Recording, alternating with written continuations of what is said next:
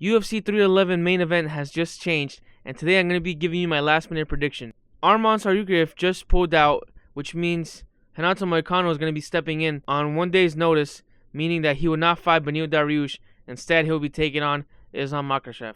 Renato Moicano, coming from a 5-match winning streak, was pretty impressive considering that he beat the brakes off of Benoit Saint Denis, but he lost to RDA.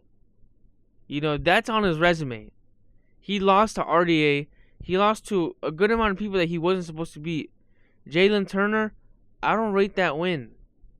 Jalen Turner, if you listen to Jalen Turner in the Jackson podcast, he's not the best trainer. He doesn't prepare well for his fights. Benoit Saint Denis, we all kind of overrated him, and Benoit Saint Denis is in a 2-fight losing streak, and who did he really beat? Everyone was giving him this credit of, he's the Achilles heel to all the Dagestanis, and he's gonna beat Islam. He's gonna beat the brakes off of Dustin. He's gonna dust Renato Moicano, but he hasn't looked good, and he looked absolutely horrible, like a fish out of water against Renato Moicano. But we have to bring it back that RDA beat Renato Moicano, and if I remember correctly from that fight, RDA out-wrestled Renato Moicano.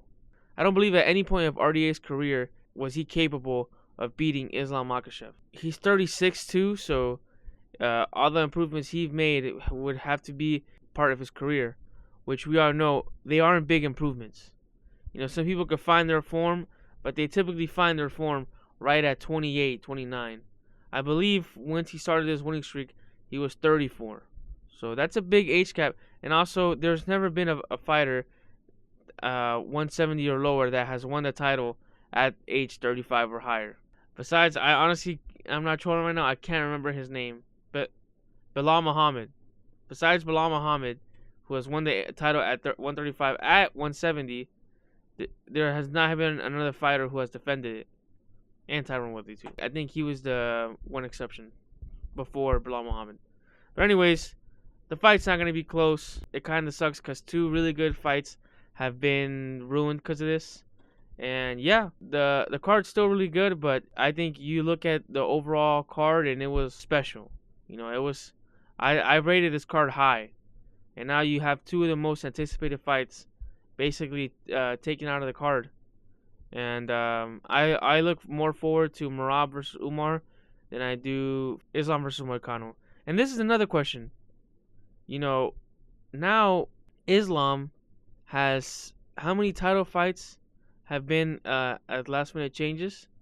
We can't hold that against them, but that kind of taints his record. At the end of the day, title defenses are title defenses, and everyone's gonna look at the big picture. He's having a career similar to Khabib. Khabib fought for the title against Ilia Quinta, and he never really fought. All the fights that he took were at his favor. So Islam too, he's fought and defended against a couple of former featherweights, and he's done good, but they're featherweights. He's a much bigger guy, and some of his colleagues argue that he could fight at 185. So yeah, this is kind of tainting his record. He's having a similar defense to Sterling, but no one's gonna talk about it because Islam has a very solid backing. So we'll see. The card's ruined, but it's still a great fight card. So put Islam as in your parlays.